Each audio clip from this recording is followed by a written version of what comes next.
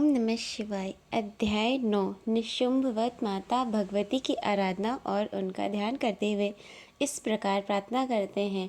मैं अर्धनारीश्वर के श्री विग्रह की निरंतर शरण लेती हूँ। उनका वर्ण बंदूक पुष्प और स्वर्ण के समान रक्तपेत मिश्रित है। वह अपनी भुजाओं में सुंदर अक्षमाला, पाश, अंकुश और वरद मुद्रा धारण करते हैं। अर्धचंद्र उनका आभूषण है और वे 3 नेत्रों से सुशोभित रहती हैं।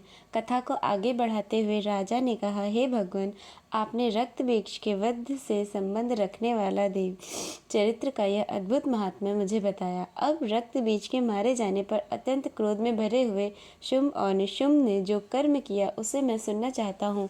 कृपया उस विषय में बताइए। यह सुनकर ऋषि ने कहा, हे राजन, युद्ध में रक्त बीज तथा अन्य दैत्यों के मारे जाने पर शुंभ और निशुंभ के क्रोध की सीमा नहीं रही। अपनी विशाल सेना इस प्रकार मारी जाती हुए देखकर निशुंभ अमर्ष में भरकर देवी की ओर दौड़ पड़ा। उसके साथ ही असुरों की प्रधान सेना भी थी। उसके आगे पीछे और पार्श्व भाग में बड़े बड़े असुर थे, जो क्रोध ओट चबाते हुए देवी को मारने के लिए आगे आए हुए थे। महापराक्रमी शुंभ भी अपनी सेना के साथ मात्र गढ़ों से युद्ध करके क्रोधवश चंडिका को मारने के लिए आ पहुंचा था। तब देवी के साथ शुंभ और निशुंभ का घोर संग्राम छिड़ गया। वे दोनों दैत्य मेघों की भांति बाणों की भयंकर वृष्टि करने लगे। उन दोनों के चलाए हुए बाणों को चंडिका ने अपने बाणों के समूह से तुरंत ही काट डाला और शस्त्र समूहों की वर्षा करके उन दैत्यपतियों के अंगों में भी चोट पहुंचाई। निशुंभ ने तीखी तलवार और चमकती हुई ढाल लेकर देवी के श्रेष्ठ वाहन सिंह के मस्तक पर प्रहार कर दिया। अपने वाहन को चोट पहुंचाने पर देवी ने श्रुप पर नामक बाण से निशुंभ की श्रेष्ठ तलवार तुरंत ही काट दी और उसकी ढाल को भी, जिसमें 8 चांद जड़े हुए थे, उसे भी खंड खंड कर दिया। ढाल और तलवार के कट जाने पर उस असुर ने शक्ति चलाई, लेकिन सामने आने पर देवी ने चक्र से उसके भी 2 टुकड़े कर दिए। अब तो निशुंभ क्रोध से जल उठा था। उस दानव ने देवी को मारने के लिए शूल उठा लिया, लेकिन देवी ने समीप आने पर उसे भी मुक्के से मारकर चूर कर दिया और तब उसने गदा घुमाकर चंडी के ऊपर चलाई, लेकिन वह भी देवी के त्रिशूल से कटकर भस्म हो गई। उसके पश्चात दैत्यराज निशुंभ को फरसा हाथ में लेकर आते देखने बाण समूहों से घायल करके उसे धरती पर सुला दिया।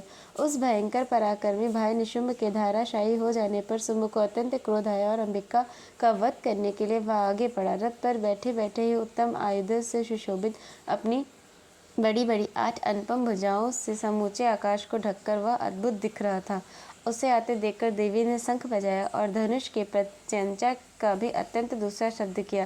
साथ ही अपने घंटे के शब्द, जो कि समस्त दैत्य सैनिकों का तेज नष्ट करने वाला था, संपूर्ण दिशाओं को उन्होंने व्याप्त कर दिया। और उसके बाद सिंह ने भी अपनी दहाड़ से, जिसे सुनकर बड़े बड़े गजराजों का महान मद भी दूर हो जाता था, को गूंजा दिया। फिर काली ने आकाश में उछलकर अपने दोनों हाथों से पृथ्वी पर आघात किया।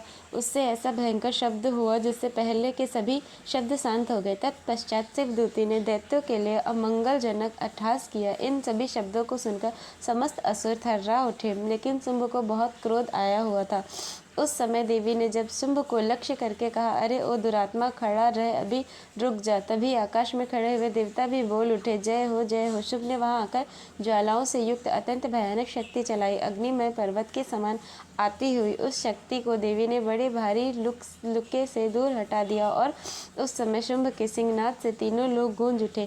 हे राजन, उसकी प्रतिध्वनि से वज्रपात के समान भयानक शब्द हुआ, जिसे अन्य सभी शब्दों को जीत लिया। शुंभ के चलाए हुए बाणों के देवी ने और देवी के चलाए हुए बाणों के शुंभ ने अपने भयंकर बाणों द्वारा सैकड़ों और हजारों टुकड़े कर दिए।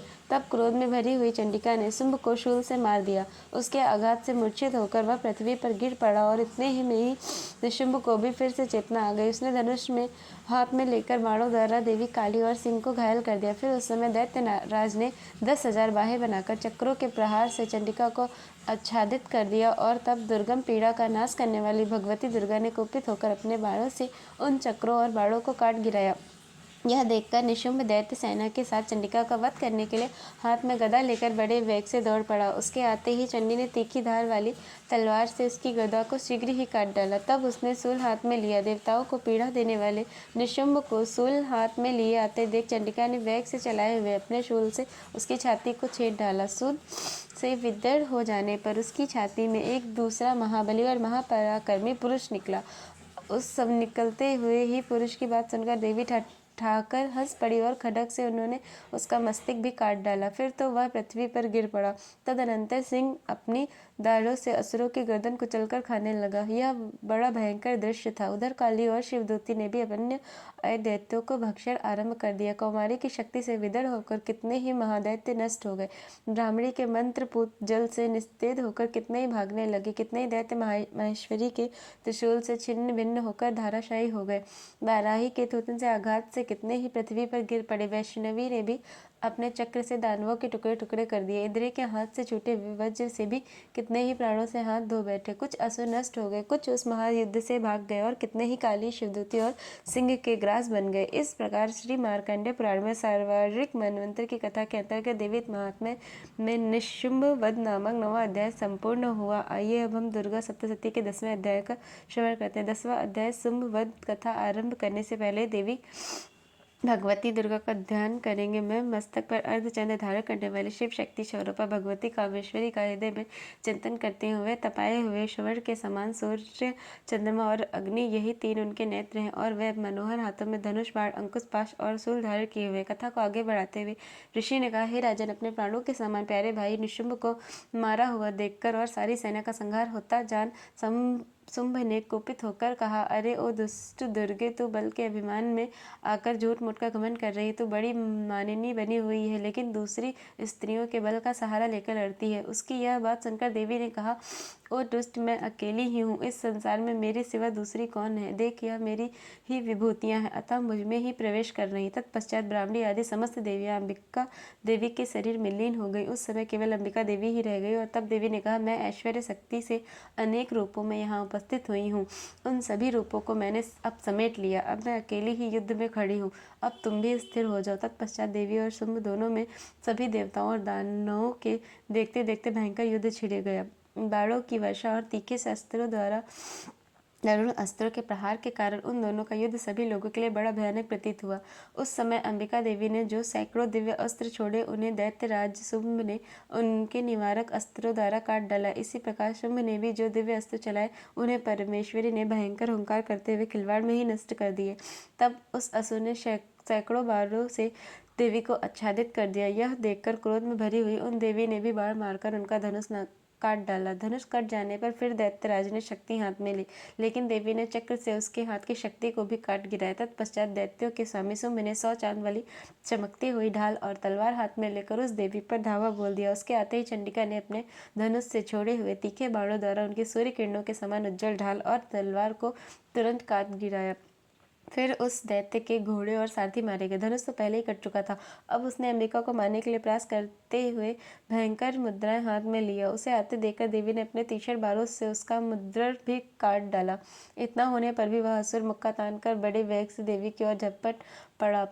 उस दैत्यराज ने देवी की छाती में मुक्का मारा। तब उस देवी ने उनकी छाती में एक चांटा जड़ दिया। देवी को थप्पड़ खाकर दैत्यराज शुंभ पृथ्वी पर गिर पड़ा, लेकिन पुनः सहसा पूर्ववत उठकर खड़ा हो गया। फिर वह उछला और देवी के ऊपर से जाकर आकाश में खड़ा हो गया। तब चंडिका आकाश में बिना किसी आधार के ही शुंभ के सामने युद्ध करने लगी।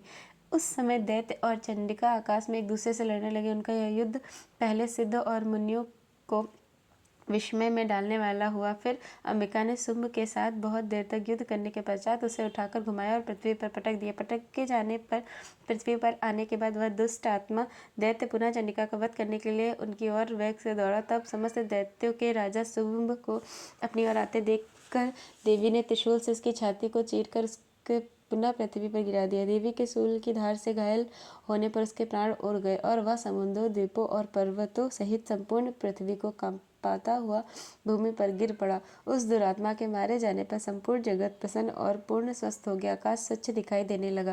पहले तो उत्पात सूचक मेघ और उल्कापात होते थे, वे भी शांत हो गए। उस दैत्य के मारे जाने पर नदियां भी ठीक मार्ग से बहने लगी। उस समय शुंभ की मृत्यु के बाद संपूर्ण देवताओं का हृदय हर्ष से भर गया और गंधर्वगण मधुर गीत गाने लगे। दूसरे गंधर्व बाजे बजाने लगे और अप्सराएं नृत्य करने लगी। पवित्र वायु बहने लगी। सूर्य की प्रभा उत्तम हो गई। अग्निशाला की बुझी हुई आग अपने आप प्रज्वलित हो उठी और संपूर्ण दिशाओं में भयंकर ध्वनि शांत हो गई। और इस प्रकार श्री मार्कंडेय पुराण में सार्वजनिक मनवंतर की कथा के अंतर्गत देवी महात्म्य में शुंभ वध नामक 10वां अध्याय संपूर्ण हुआ। हर हर महादेव।